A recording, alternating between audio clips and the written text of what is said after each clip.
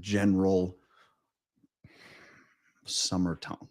It was funny. I was watching a video yesterday from maybe 6 months ago, maybe in the spring, winter. And I won't lie to you, I looked unhealthy. My skin was parched white, just kind of pockets of color. I'm glad to be able to have the last rays of sunshine emanating from my face. I hope wherever you are, you still have a little bit of that glow to. It's funny that this evolution of health and where having a tan at one point in society was derogatory. Oh, you're a worker, you're out in the sun, and it was have this porcelain white face. And then we get to a point where it signifies those that are able to be out in luxury and vacation, and so that's why they were tan, and so people started to be tan because that's looked better. Total side, but glad you're here this morning, joining in as you're getting the update, the alert that I am live. Hopefully you're joining in. If you're watching on recording, great, awesome. Glad to be sharing this stuff with you. Let me go to my notes real quick and fire off and start.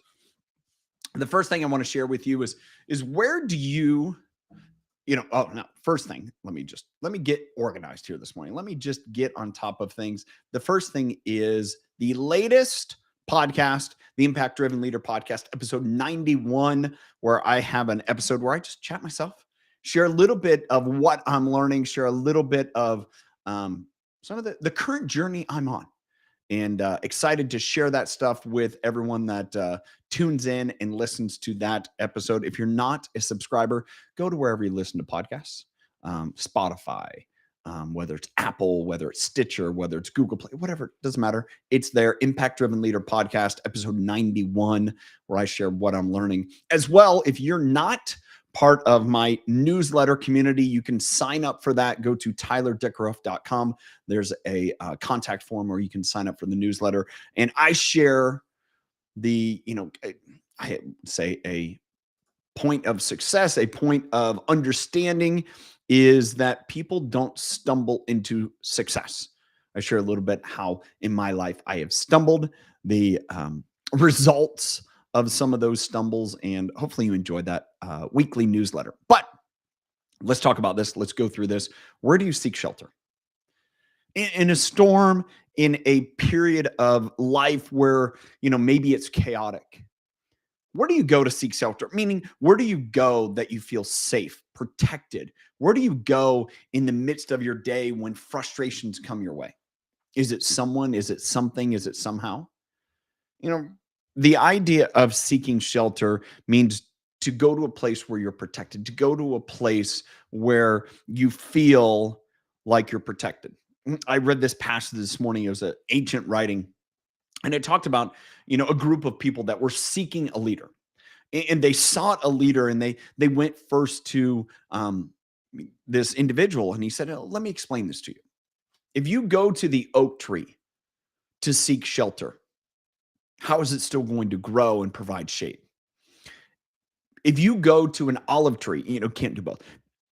You go to an olive tree and ask it to be your, in this case, leader.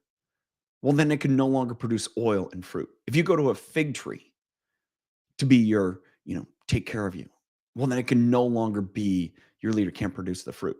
They go to a thorn. And thorn's like, okay, come seek shelter in me. Come seek shelter where I'm at. Now, the piece that, kind of connects the dots here is the shelter says, if you don't, I will burn you up. When you go to a thorn bush as your leader, I mean, it's prickly on the outside. You may be fine underneath it, but understand eventually it's going to burn up. Just think about that. It's a deep parable to share this morning. And the last thing I want to leave with you today is my thought of the day, and it's this. We accept chronic pain as part of our life. We all have pain. We all have discomfort. We all have things that bother us. The reality is we don't address it until it's so painful that we just can't bear it anymore. I have several friends that are a few years older that have had knee replacements. Every single time, Every single person that has shared with me they got a knee replacement, they shared this. Man, I wish I would have done it sooner. Well, why? Because I was in less pain immediately out of surgery once all the drugs wore off than I had been for the 15 years up into it. See, the pain of the surgery was less than the chronic pain that they experienced in life. We all accept chronic pain as a part of life. It's only when it becomes so acute, do we go seek change. The reality is, let's not wait till that. Don't wait until you're sick and tired of being sick and tired to change, to do something different. Chronic pain should not be a part of life. Chronic pain should not be a part of our society where we're just, oh, we go to work. This is the play to go to work, and I don't want to go to somewhere. Do something you enjoy and love rather than embrace the chronic pain of bad leaders, of being in a profession you don't love. You can change. Be great for you.